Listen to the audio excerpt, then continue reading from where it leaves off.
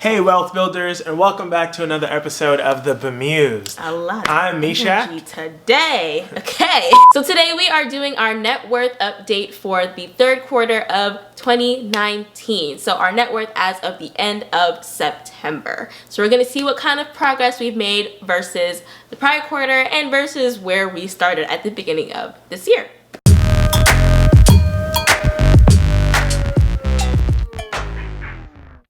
Alright, as always, let's start with our assets section. So in terms of cash, we are both still holding a good amount of cash. Currently, we are combined holding about $55,000 worth of cash.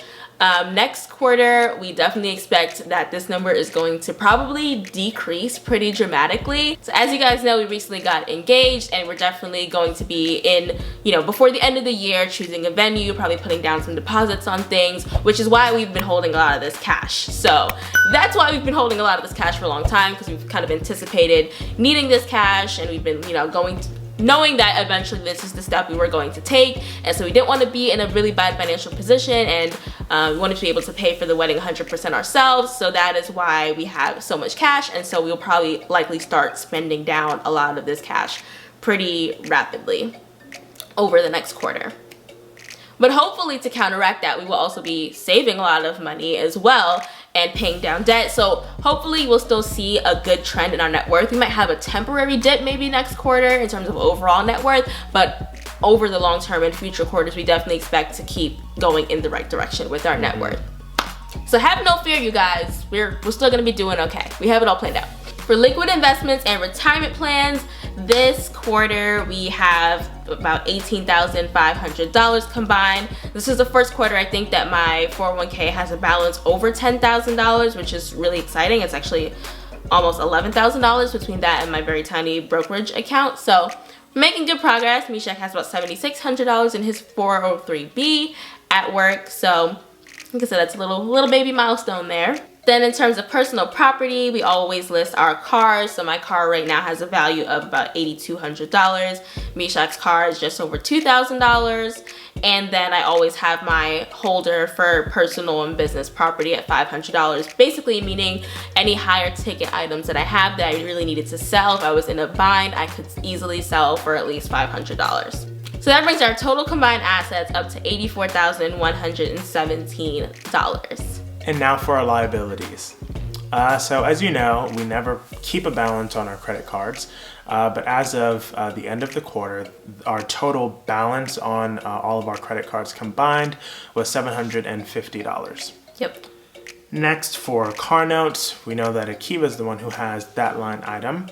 And for the end of the quarter, it was $1,912. Super exciting. Almost there, under $2,000. Definitely planning to have this paid off by the end of the year. So hopefully that will be something to celebrate in our next net worth update. And for the dreaded section, student loans, we have $167,487 at the end of the quarter. Yep. So that brings our total net worth. For me, another milestone, I guess I have kind of three little milestones this quarter, is that I have my 401k balance is now solidly over the $10,000 line. My car note is under $2,000, and my net worth is now made it into the negative 30s instead of previously negative 40s. So now my net worth is a total of negative $39,145. And Mishak's is negative $46,887, which brings our combined net worths to a total of just over negative $86,000.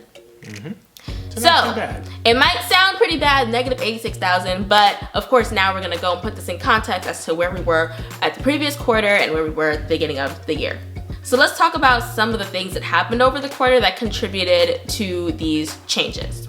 So with cash, our cash really didn't even move. It only decreased about $100, which is pretty good considering that this quarter I paid about $1,200 outflow because we paid for our tickets for our team for FinCon 2020. So that was like $600 for three of us. And we also booked our Airbnb, and we had to put a deposit of like about $600 for our Airbnb. So that was like an outflow of $1,200 just on that alone. And also I paid my car insurance in this quarter, which is about $550. So we did have a couple of bigger outflows. So that's pretty good that even though we had a couple of bigger outflows, that the cash number really didn't move, which means that we were saving enough, like just as much as we were kind of spending out of that number. Yeah. So that's pretty good. Like I said, last quarter, my liquid investments and retirement plans was just under 10,000, and now we're solidly over 10,000.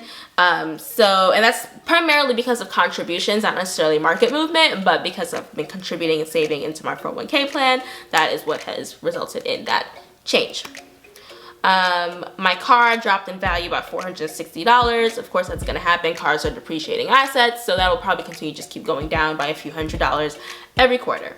One of the biggest changes in the liability section is, of course, my car note. It went down from just under $4,000 at the last quarter to just under $2,000 this quarter. So I paid a total of $2,100 over the quarter for my car note, which resulted in a change of $2,035. So most of my payments did go toward principal. As you can see, only about $65 went to interest this quarter. And like I said, that loan is almost paid off, so we're almost there. So all in all, my net worth from quarter to quarter increased by $2,471, which is an increase of 6%, which I am very, very happy with. And of course, at the beginning of the year, my net worth was definitely way less than that. So we're definitely going in the right direction. So for me, starting with cash on the asset side, I saw almost a $3,000 change, decrease, in my cash. And that was because of all of the things that I was planning for the engagement trip and all of that. I was trying to mask it by purchasing things like throughout different quarters so that she wouldn't be able to pinpoint on a number. Because if I saw a big cash figure, I'd be like, what did you do this quarter? Where's all your money? So I think that I was successful in really making sure that I split things up so that it wouldn't show up in, the same quarter. But, for this one, $3,000 difference in cash. In liquid investments and retirement plans, I saw an increase of almost $1,500.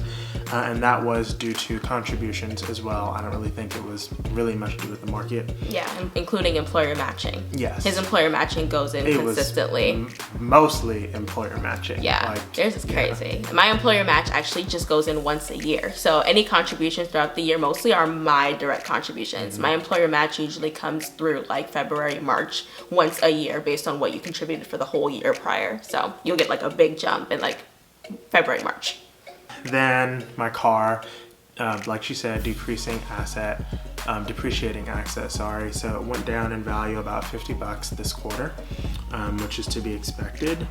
Credit cards saw a huge dip there. I don't know what was going on. I guess that was really again swiping things on my credit card. Maybe at the end of last quarter I had a balance at the end of that month that I didn't pay off because it took a dip of $2,610. So I'm sure, but like I said, no worries there because it all gets paid off at the end of the statement period anyway. So maybe I waited a few days later to pay. And then in student loans, saw an increase of about $141.